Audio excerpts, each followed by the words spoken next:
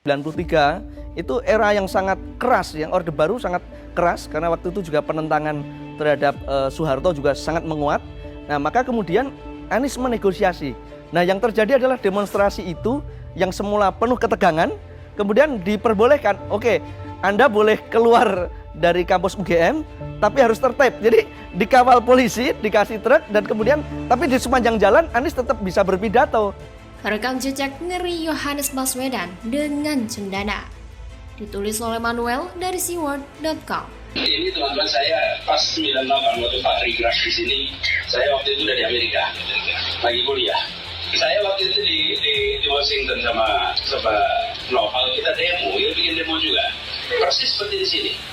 Tapi kan Amerika sama Indonesia itu ada selisih jam kan. Belum ada SMS, belum ada WA, belum ada itu semua. Jadi kita demo di sana, memprotes, menurunkan Soeharto. Tanpa tahu Soeharto sudah turun di sana. Ngeri banget, ternyata Yohanes Baswedan itu punya rekam jejak yang begitu erat dengan cendana.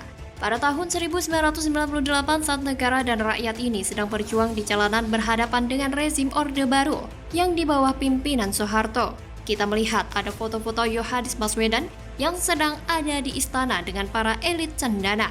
Bagi saya ini adalah hal yang membuktikan bahwa Yohanes Baswedan dekat banget sama cendana.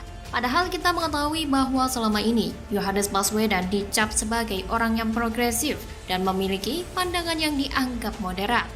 Tapi ternyata rekam jejak tidak bisa menipu bahwa orang ini merupakan anggota mahasiswa yang begitu dekat dan erat digenggam oleh lengan panjang dan kuat dari gurita cendana.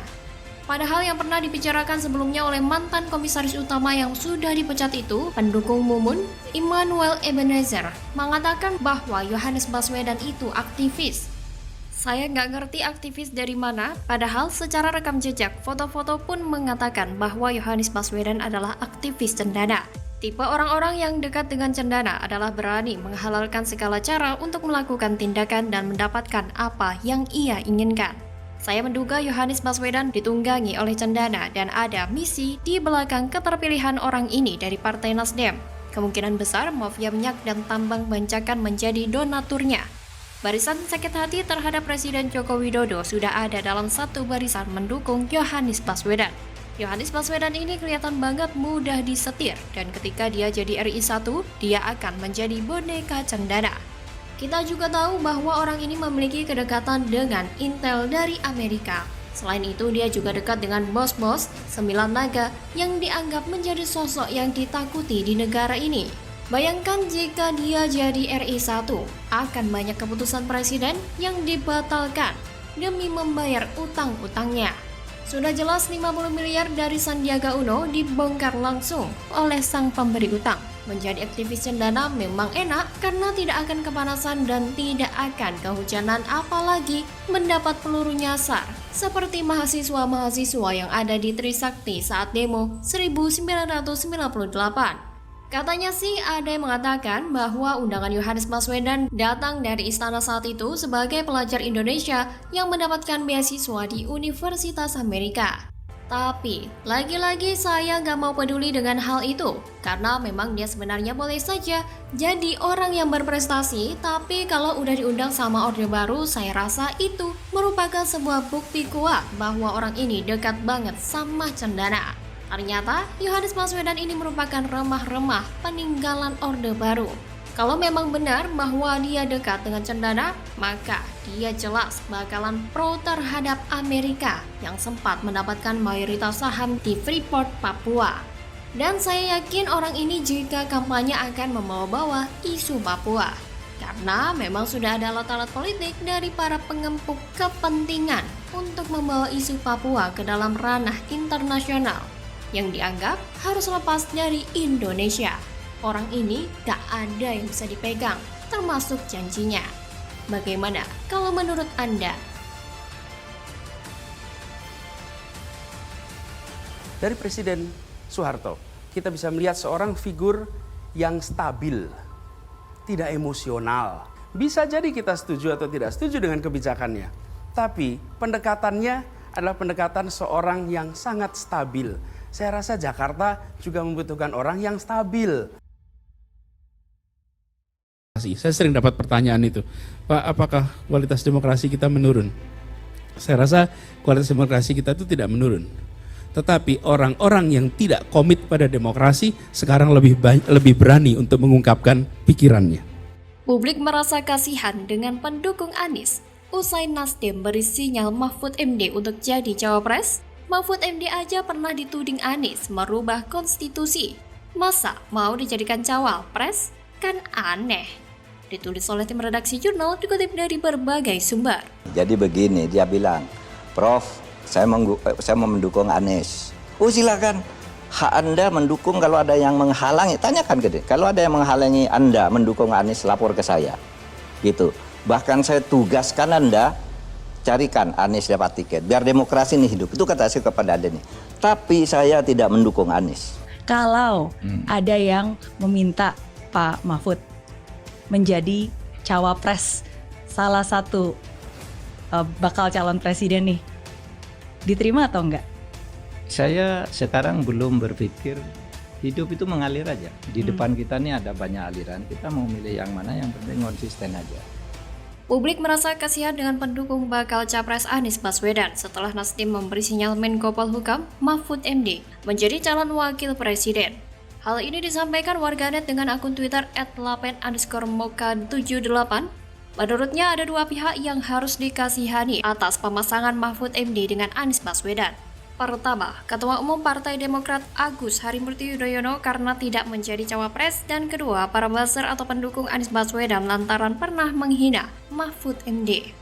Hal ini disampaikan warganet tersebut menanggapi berita yang dilampirkan Habib Noval Assegaf melalui akun Twitter pribadinya dengan judul Nasdem beri sinyal pasangkan Anies dan Mahfud MD di Pilpres sesama tokoh nasional Kahmi.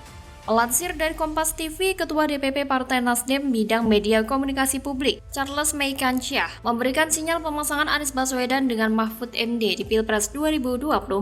Menurut Charles, Mahfud MD merupakan tokoh yang mempunyai integritas serta kredibilitas dan elektoralnya saat ini menguntungkan karena banyak mendapat sorotan positif dari publik. Lebih lanjut, Mahfud MD dan Anies menjalin hubungan baik dan merupakan tokoh nasional Kahmi. Meskipun demikian, Nasdem tetap berpegang teguh pada prinsip untuk menyerahkan keputusan cawapres kepada Anies.